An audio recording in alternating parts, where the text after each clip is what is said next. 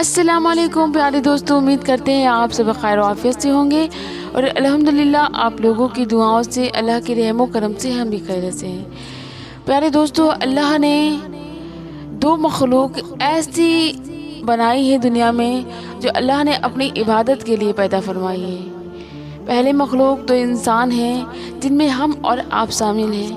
دوسری مخلوقات جن اور جنات کی ہیں جو کہ واضح طور سے ظاہر نہیں ہوتے ہیں، اور یہ جو مخلوق ہے وہ زیادہ تر رات کو ظاہر ہوتی ہے اور راتوں کو نکلتی ہے اور اللہ کی عبادت بھی کرتی ہے۔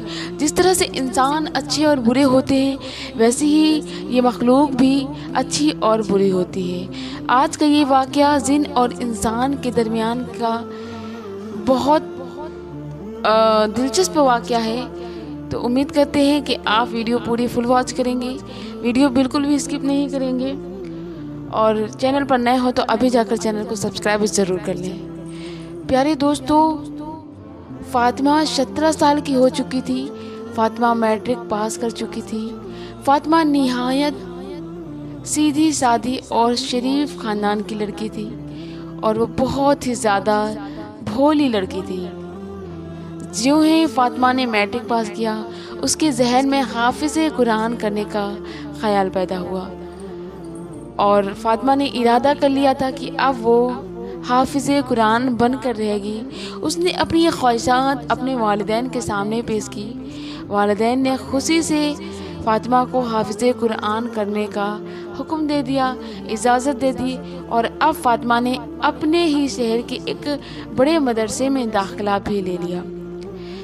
اب فاطمہ مدرسے بھی جانے لگی تھی، اور فاطمہ جس گلی سے گزرتی تھی وہ گلی نہایت ویران رہتی تھی، اور جب بھی فاطمہ اس گلی سے گزرتی تھی تو اسے ایسا محسوس ہوتا تھا کہ کوئی ہوائی چیز اس کا پیچھا کرتی ہے، لیکن فاطمہ لگاتار ان ساری چیزوں کو اگنور کرتی جا رہی تھی۔ لیکن ایک دن فاطمہ سے رہا نہ گیا، اور اس نے اپنی سہیلی سدرہ کو یہ ساری گھٹنا کے بارے میں بتایا۔ سدرہ نے کہا، یہ تمہارے ساتھ کب سے ہو رہا ہے؟ تو فاطمہ کہنے لگتی ہے کہ جب سے میں مدرسے آ رہی ہوں اس کے کچھ دنوں بعد ہی میرے ساتھ ایسا ہو رہا ہے۔ سدرہ نے اسے اللہ کی دوسری مخلوق کے بارے میں بتایا، تو فاطمہ کہنے لگی کہ مجھے ان ساری باتوں پر بھروسہ نہیں ہے، میں ان باتوں پر بھروسہ نہیں کرتی ہوں، لیکن تم کہتی ہو تو میں غور ضرور کروں گی۔ فاطمہ جو ہی اس ویران گلے سے جاتی ہے اور گھر جا رہی ہوتی ہے کہ اسے ایسا محسوس ہوتا ہے کہ کوئی اس کا پیچھا کر رہا ہے۔ چونکہ فاطمہ نے قدموں کی چاپ سنی تھی، فاطمہ پیچھے پلٹ کر دیکھتی ہے تو اسے کوئی نظر نہیں آتا ہے۔ پھر دوسرے دن جب فاطمہ اسی گلی سے گزرتی ہے تو اسے قدموں کی چاپ سنائی دیتی ہے، اور پیچھے پلٹ کر دیکھتی ہے تو ایک نقاب پوش عورت کھڑی ہوتی ہے جو فاطمہ کو لگاتار پیاری آنکھوں سے دیکھے جا رہی تھی، محبت بھری نگاہوں سے دیکھے جا رہی تھی۔ وہ فاطمہ کے پاس آتی ہے اور کہتی ہے، پیاری لڑکی، کیا تم حافظ قرآن کر رہی ہو؟ فاطمہ ہاں بھر دیتی ہے، یہاں میں حافظ قرآن کر رہی ہوں۔ تو وہ عورت فاطمہ کو مبارکباد دیتی ہے اور کہتی ہے، تمہیں میرے گھر چلنا ہوگا۔ فاطمہ کہتی ہے، عجیب زبردستی ہے، میں آپ کے گھر نہیں چل سکتی کیونکہ میں آپ کو نہیں جانتی ہوں۔ وہ عورت فاطمہ سے کہنے لگتی ہے، ابھی تو تم میرے ساتھ نہیں جا رہی ہو، کوئی بات نہیں، لیکن جس دن تم حافظ قرآن بن جاؤ گی اس دن تمہیں میرے ساتھ میرے گھر ضرور چلنا ہوگا، میں تمہیں اپنے ساتھ ضرور لے کر جاؤں گی۔ اب فاطمہ حیران رہ جاتی ہے اور اس عورت کو دیکھنے لگتی ہے، لیکن وہ عورت اس کی آنکھوں سے فوراً غائب ہو جاتی ہے۔ اب فاطمہ دوسری گلی سے گزرنے لگتی ہے تو فاطمہ کو وہی عورت کی روک لیتی ہے اور پیچھے سے آواز دیتی ہے، کہتی ہے کہ پیاری لڑکی، تم نے اس گلی سے جانا کیوں بند کر دیا؟ ہمیں تو تمہاری خوشبو روز محسوس ہوتی ہے۔ تو فاطمہ کہنے لگتی ہے کہ آخر وجہ کیا ہے، آپ میرا پیچھا کیوں کرتی ہیں؟ اسے وجہ دریافت کرتی ہے، لیکن وہ عورت اسے جواب دیتی ہے کہ جس دن تم حافظ قرآن بن جاؤ گی اسی دن میں تمہیں یہ بات بتاؤں گی اور تمہیں میرے ساتھ میرے گھر ضرور چلنا ہوگا۔ فاطمہ بہرحال اسے خدا حافظ کہتی ہے اور اپنے گھر چلی جاتی ہے۔ بہرحال وقت تیزی کے ساتھ گزرتا جاتا ہے، اور اب فاطمہ حافظ قرآن بن جاتی ہے، اور مدرسے میں سب اسے حافظ قرآن بننے کی مبارکباد دے رہے ہوتے ہیں، اور فاطمہ خوشی سے سب کی مبارکباد کو مشہور کر رہی ہوتی ہے، اور جو ہی اس کی نظر اس نقاب پوش بیوی پر پڑتی ہے جو کہ ایک کونے پر کھڑی ہوتی ہے، فاطمہ چاہتی ہے کہ اس سے جا کر بات کرے، تو اس کی امی اسے بلانے لگتی ہے اور کہتی ہے تمہاری خالہ تمہیں بلا رہی ہے، تمہیں کچھ سنائی نہیں دے رہا ہے۔ فاطمہ گھبرا کر ادھر ادھر دیکھنے لگتی ہے اور جو ہی پلٹ کر دیکھتی ہے تو وہاں پر وہ عورت نظر نہیں آتی ہے، اور وہ عورت اب غائب ہو چکی تھی۔ فاطمہ نہایت پریشان ہوتی ہے، گھر پہنچتی ہے، اور جو ہی ایک دن فاطمہ مدرسے سے اپنا سرٹیفکیٹ لے کر گھر جا رہی ہوتی ہے کہ وہی عورت اسے راستے پر روک لیتی ہے۔ فاطمہ رکنا نہیں چاہتی ہے، لیکن پھر بھی ایسا محسوس ہوتا ہے جیسے کوئی اسے زبردستی روک رہا ہو۔ فاطمہ رک جاتی ہے، وہ عورت پاس آتی ہے اور محبت بھری نگاہوں سے دیکھے جا رہی تھی اور کہتی ہے پیاری لڑکی، اب تو تم حافظ قرآن بن چکی ہو اور اب تمہیں ہمارے گھر چلنا ہوگا۔ فاطمہ کہتی ہے کہ مجھے تمہارے گھر کیوں جانا ہوگا، میں تمہارے گھر کیوں جاؤں؟ تو وہ عورت کہنے لگتی ہے کہ میرا بیٹا بہت بیمار ہے، اسے دم کی ضرورت ہے، اور مجھے ایک فقیر نے بتایا ہے کہ ایک حافظ قرآن لڑکی سے اسے دم کراؤ اور جلد ہی تمہارے بیٹے کو شفا مل جائے گی۔ یہ بات سن کر فاطمہ حیران رہ جاتی ہے اور کہتی ہے اگر ایسی بات ہے تو میں تمہارے بیٹے کو دم ضرور کروں گی۔ فاطمہ اس عورت کے ساتھ اس کے گھر جاتی ہے، جہاں پر دیکھتی ہے کہ اس کا بیٹا اس کے بستر پر پڑا ہوتا ہے، اور جو ہی فاطمہ کی نظر اس نوجوان پر پڑتی ہے وہ نہایت خوبصورت ہوتا ہے اور آنکھیں بند کیے ہوئے لیٹا رہتا ہے بستر پر۔ ایک بار بھی وہ فاطمہ کو آنکھیں کھول کر نہیں دیکھتا ہے۔ فاطمہ پاس جاتی ہے، اسے دم کرتی ہے اور دم کر کے جو ہے اپنے گھر واپس جانے لگتی ہے تو اس عورت نے اسے روک لیا اور کہنے لگتی ہے کہ یہ کام تمہیں 2 مہینے تک کرنا ہوگا، چونکہ فاطمہ کا رشتہ طے ہو چکا تھا، اور فاطمہ پریشان ہو جاتی ہے کہ کیسے وہ 2 مہینے یہاں آ کر اسے دم کر پائے گی۔ وہ کہنے لگتی ہے کہ ٹھیک ہے، اگر ایسی بات ہے تو میں ضرور دم کروں گی۔ اب فاطمہ اپنے گھر چلی جاتی ہے، اور اب جب فاطمہ روز اسے دم کرنے کے لیے اپنے گھر سے نکلتی ہے تو اس کی امی کہنے لگتی ہے کہ فاطمہ اب تمہاری شادی طے ہو چکی ہے، تمہاری رشتے کی تاریخ طے ہو چکی ہے، اور اب تم اپنے آنے جانے میں احتیاط برتا کرو۔ فاطمہ کہنے لگتی ہے کہ امی جان، میں ایک عورت کو پڑھانے جاتی ہوں، میں قرآن پڑھاتی ہوں، اور وہ عورت بہت ہی عمردار ہے جس کی وجہ سے مجھے اسے قرآن سکھانا پڑ رہا ہے، اور وہ قرآن سیکھنا چاہتی ہے۔ اس بات سے ان کی امی کو کوئی اعتراض نہیں ہوتا، لیکن امی کہتی ہے کہ شادی کی تاریخ سے پہلے ہی تم جا سکتی، اس کے بعد تمہیں نہیں جانا ہے۔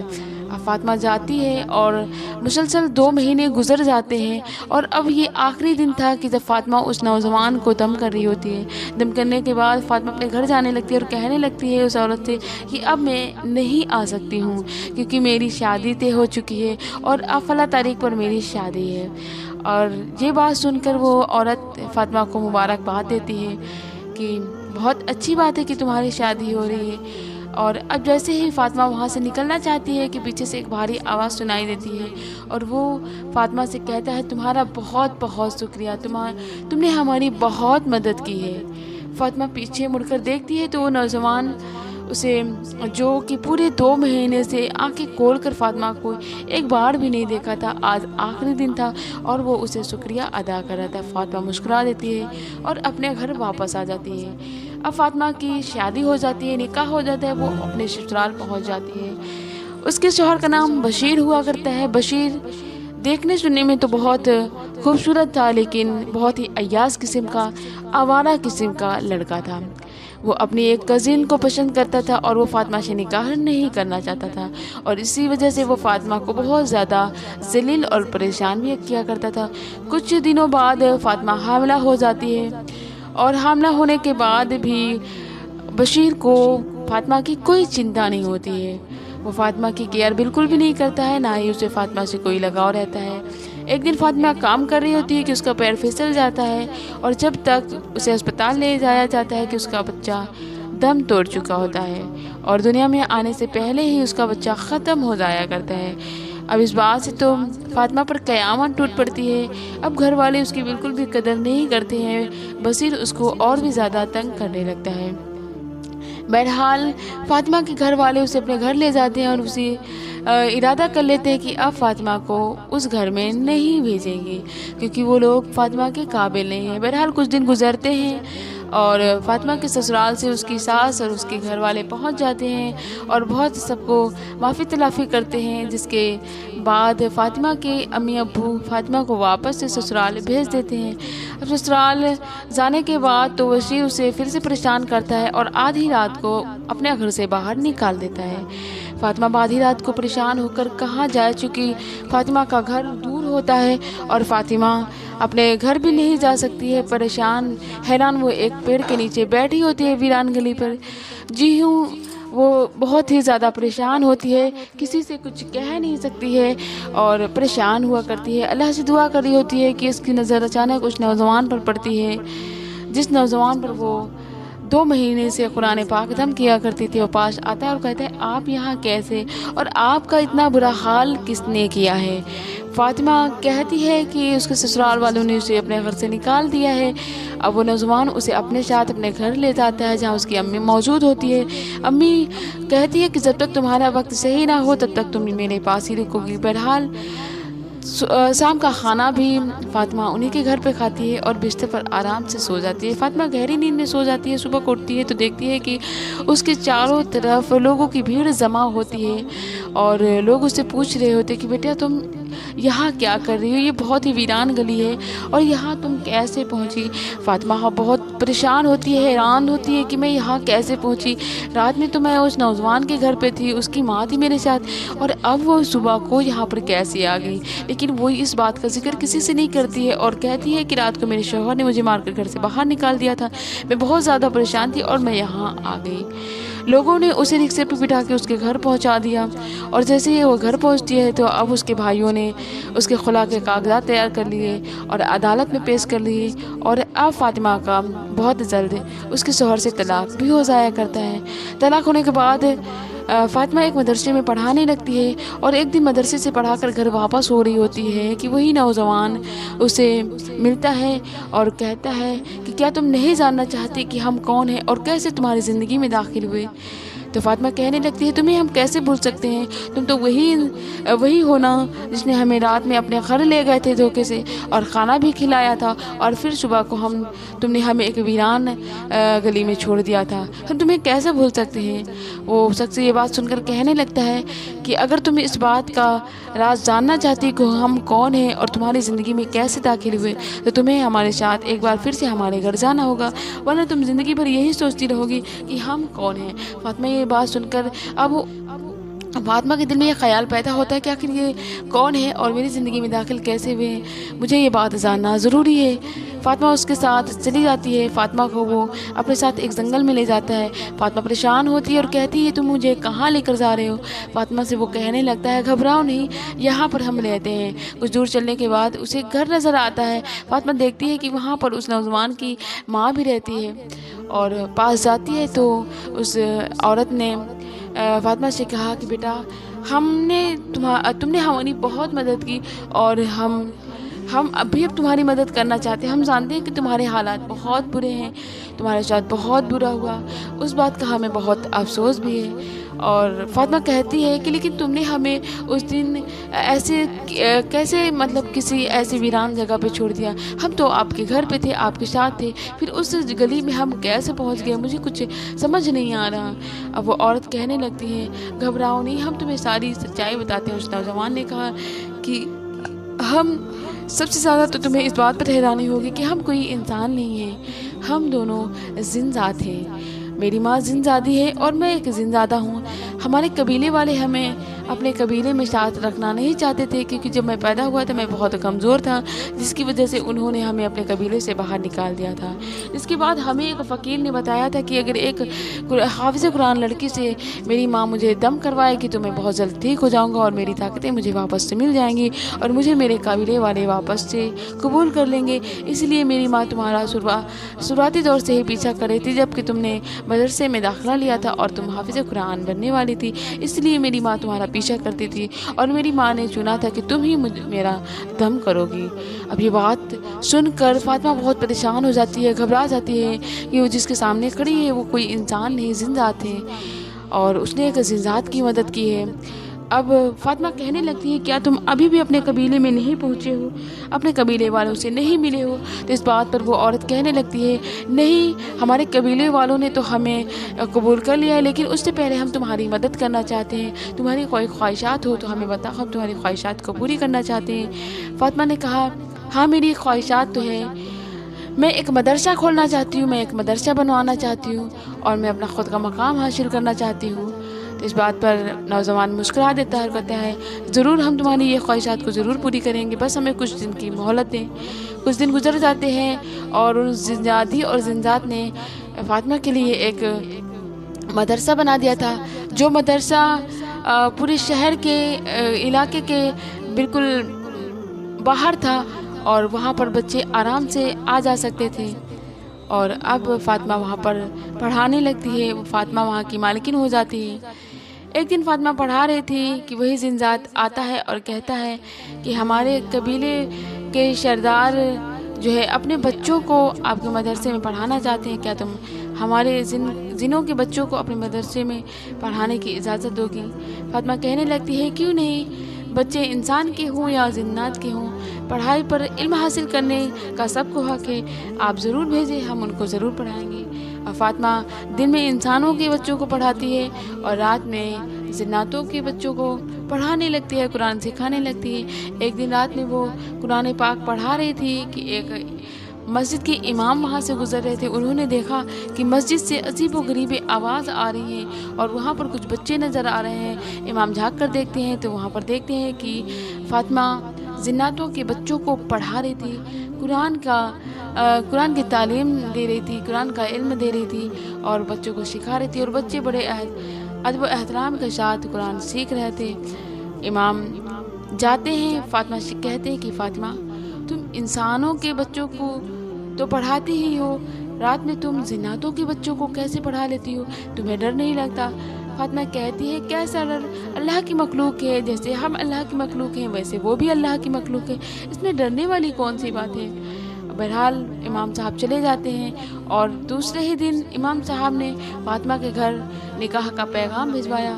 فاطمہ کے گھر والوں نے قبول کر لیا اور فاطمہ کے نکاح امام صاحب سے کروا دیا۔ امام صاحب بہت ہی نیک اور شریف انسان تھے۔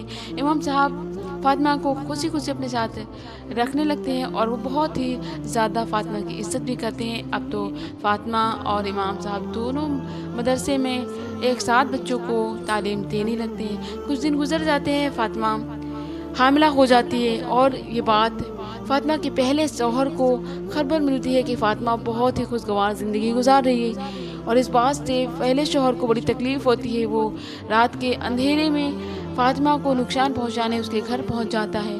جیوں وہ گھر کی چار دیواری کو فاند کر جاتا ہے اور فاطمہ پر حملہ کرنے والا ہوتا ہے کہ ایسا لگتا ہے کہ مانو بیچ میں کوئی آ جاتا ہے اور اس وار کو روک لیتا ہے، اور چھتی میں سے اس فاطمہ کے شوہر کو گرا دیتا ہے۔